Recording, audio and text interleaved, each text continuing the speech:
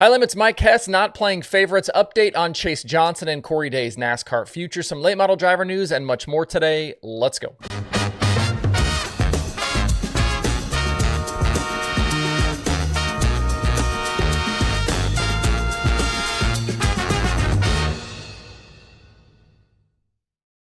It's Tuesday, August 27th. I'm Justin Fiedler. This is DIRTRACKR Daily presented by Kubota Genuine Parts. Not long after I posted the Monday Daily Show, we got our first official update from Chase Johnson's family via his racing Facebook page following that crash at the Gold Cup on Saturday night. We know that he's at the UC Davis Hospital in Sacramento, and it's clear that he's got a long road ahead of him. According to the update, he's in the ICU there with a breathing tube following a 9-hour surgery on Sunday to repair fractures in his neck to the C4, C5, and C6 vertebrae. This is the same part of the neck where Daison Pursley's injury happened a few years ago, if you remember back to that situation. Pursley injured his C4 and C5, and similar to Pursley, Johnson did go through spinal fusion. Johnson also, though, has fractures to his T10 and T11 vertebrae, which are about mid-back area, kind of near the bottom of the rib cage. I'm not a doctor by any stretch of the imagination, but I would assume he'll also have to go through surgery to deal with those fractures as well.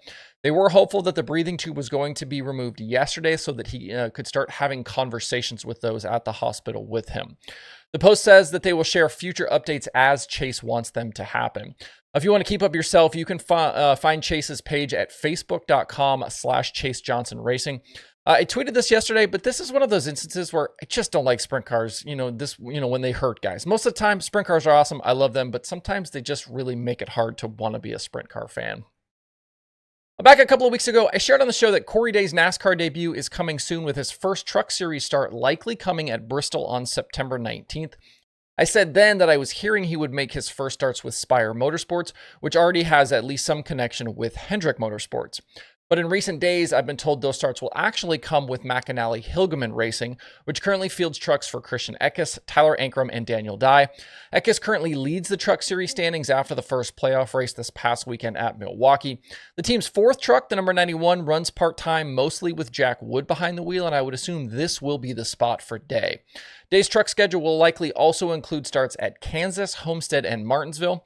And then what Day's full schedule looks like for 2025, I don't yet know. Truck Series, Xfinity Series, something in that range, but it sounds like maybe a full Xfinity run might not be off the table here. I think as well that at least a partial sprint car schedule would be possible in between NASCAR starts, and I've heard that Jason Myers will probably continue fielding Day on dirt when he is available. Last night at the Douglas County Dirt Track, no third high limit win in a row for Day after he won both his prelim night and the Gold Cup finale, but he did go 13th to 5th in the main event. Out front, Justin Sanders led early from the pole, but after a restart on lap 10, James McFadden rolled the high side to the lead and led the rest of the way. Kubota High Limit victory, number 3 on the season for J-Mac, and his second in 4 races. He's got 6 straight top 6 finishes, as well as that Roth team kind of starts to edge closer here to that top 5 in the owner standings. Remember, we've been talking about that charter situation. Day and the Myers 14 have it right now. McFadden and the 83 trying to get to it. And remember, the 83 is a little higher in the owner points than they are in the driver points because they started with the season with Dominic Scelzi in the seat before McFadden came back from Australia after dealing with those visa issues.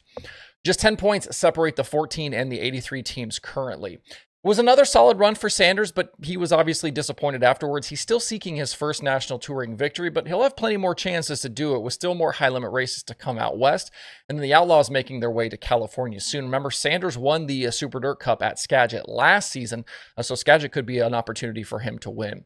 Tanner Holmes rounded out the podium in front of what was basically his home crowd, his first career top 3 result with high limit, and a big boost for that team that has struggled out west.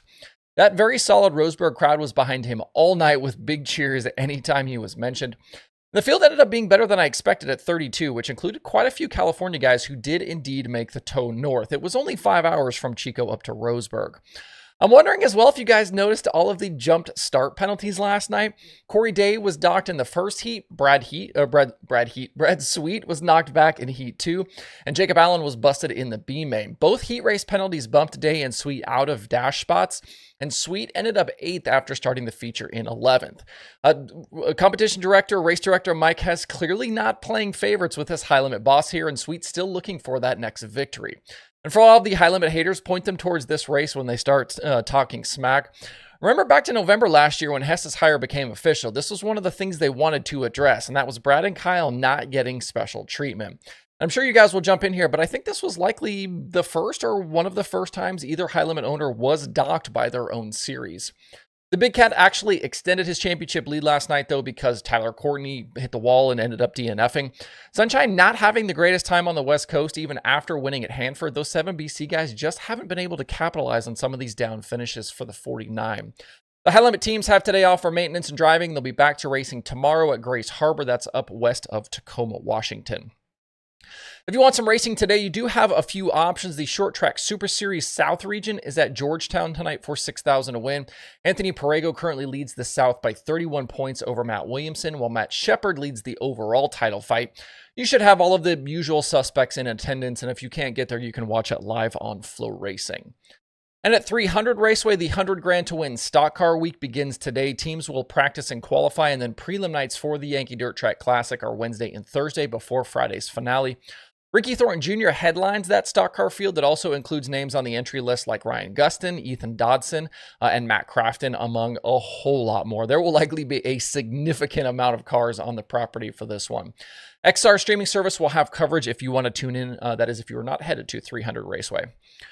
One late model news item for you today. The Viper Big Frog Motorsports team will field Drake Troutman in some races coming up. Troutman will continue to run his family car on tour with Lucas and then fill in Big Frog races in between. He's currently leading the Lucas rookie battle right now in 11th with 4 top 5s and 34 starts. Got a solid lead over Clay Harris for that Rookie of the Year title.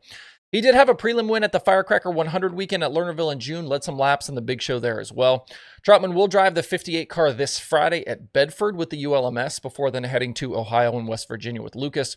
He'll then be in the car all week at Eldora, including the Flow Series makeup and the World 100. It's also confirmed he'll race for the team at I-75 with the Flow Series and at the XR Super Series race at Muskingum County.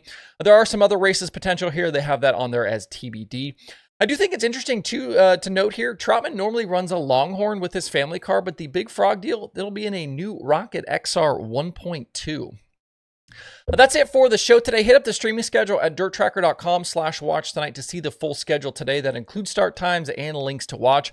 And give Dirt Tracker a follow across social media. Wherever you are, we are as well. Hope you guys have a great Tuesday out there. We'll see you right back here tomorrow.